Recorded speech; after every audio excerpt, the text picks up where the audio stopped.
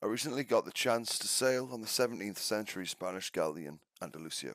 I wanted to make a quick video, or a series of videos about that trip. First of all, a little bit about myself. Age 17, I joined the Merchant Navy as a deck officer cadet. As part of that, I sailed across the world, including a circumnavigation of the globe, across the Pacific, across the Atlantic, Red Sea, and then back to sunny Hull. And also, I worked on car carriers a bit, going from the Tyne across to the Baltic. Once a week we would do this, up to Gdansk and Hanko, and sometimes Emden, Svelvik. Also South China Sea on cable ships, helping install and repair fibre optic cables around that area of the world. I realised that I didn't want to do that for a job, however, and so for the last few years I've basically stuck to doing boats for enjoyment, which I recommend. Freddie on History with Walt Disney World Resort in Florida. About 5:30 in the morning, my friend dropped me off at the boat. We were given quite an early embarking time, and I didn't want to miss the boat, so obviously came quite early. It was kind of apparent that no crew were awake at this time, so me and my friend just kind of looked around, getting to know the ship from the outside a little. I was surprised to see no rat catchers on the mooring lines, to be honest. And instead there was like plastic bottles that seemed to get used and just kind of bunged in the hole, which was quite funny. The tide was dropping and the gangway was had quite creaky wheels as the boat sort of dropped in the water. Just having a general look at the outside of the boat at this stage.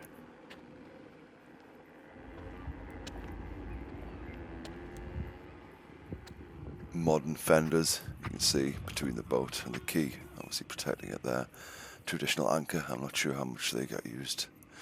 I quite like this little unusual sort of bowsprit with a little crow's nest on the top and two masts on it. I'm not sure what the exact name for that is, but I quite like how unusual it seems. Nobody went on there either during the passage, at least nobody that I saw. Cannon, I think there was one cannon on each side. We did actually shoot the cannon when we got to the River Tyne, just before mooring, which will be in a later video.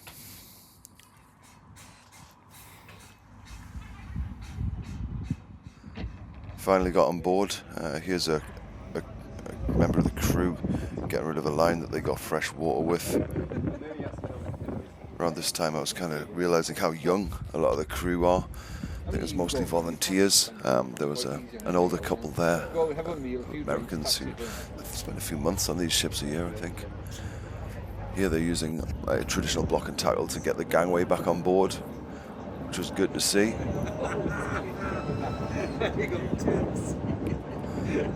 I think a few folks were learning how to do it for the first time. Like, it was obvious, like, not all the crew were, proficient in exactly what needed to happen, which was fine. Here it was, it seemed like an interesting time to do it. When we were alongside, they were basically sort of putting the mast to like a midships position. Two crew here, one taking the slack away, and then the other one making turns around the bull horns to make sure that slack doesn't run away.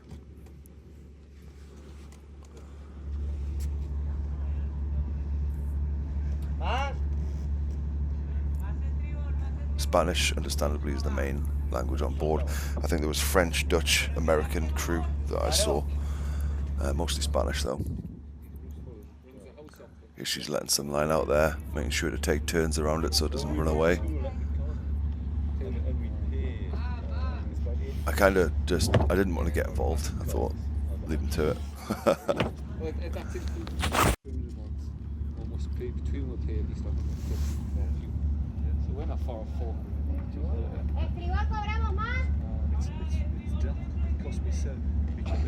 It's good to see people working together like this, though. The ship's well maintained as well, though. All the runners seem to run freely for the most part.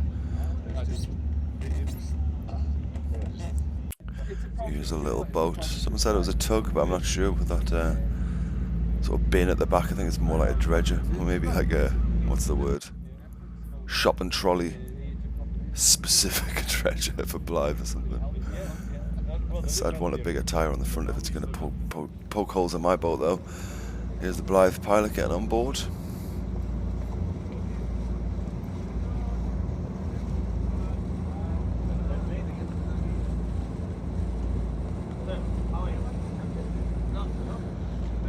There's the pilot meeting the first mate, and then the captain.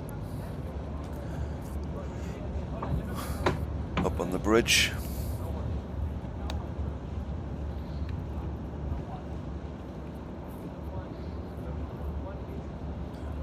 There's the captain there with the handheld radio and the little man bun at the back.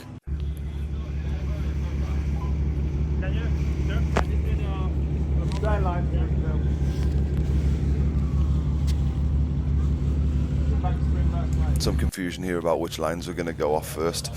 I did notice some of the lines weren't dipped. I don't know if people know what dipping is, but basically putting mooring lines like inside the other one, so you can always slip whichever one you want to choose.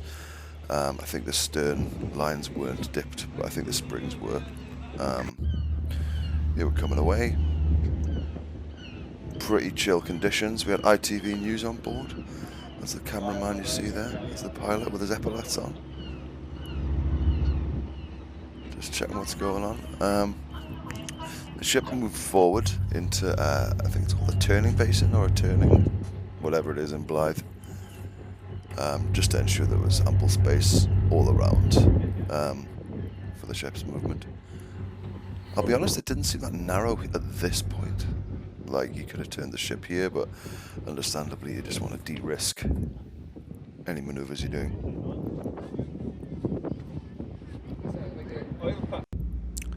Turning around now, just easily. Twin screw, so 2 engines, 2 motors on this, so actually for maneuvers they used a lot of like forward on one and stern on the other, which seemed to work quite well.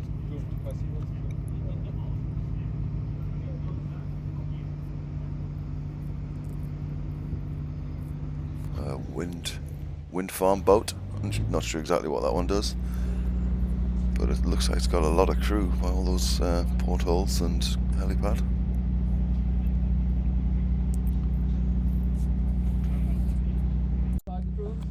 Paul does, yeah.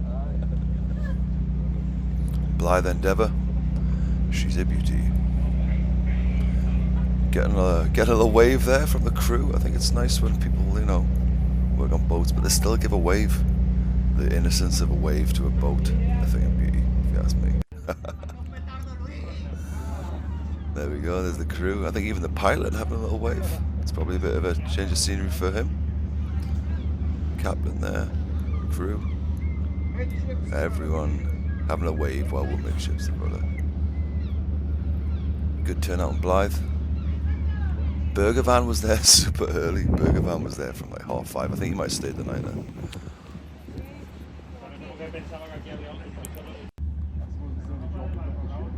Here's the captain giving a little briefing to people, having a little laugh. There's the first mate on the wheel with the pilot. There's a social media manager for, I think it was Anyone, with the cap on there. I think he just in a video that was quite popular on the Anyone Instagram, so all the crew were loving his work. And he's a cool guy. I used some of his video earlier on. Thanks, Jake.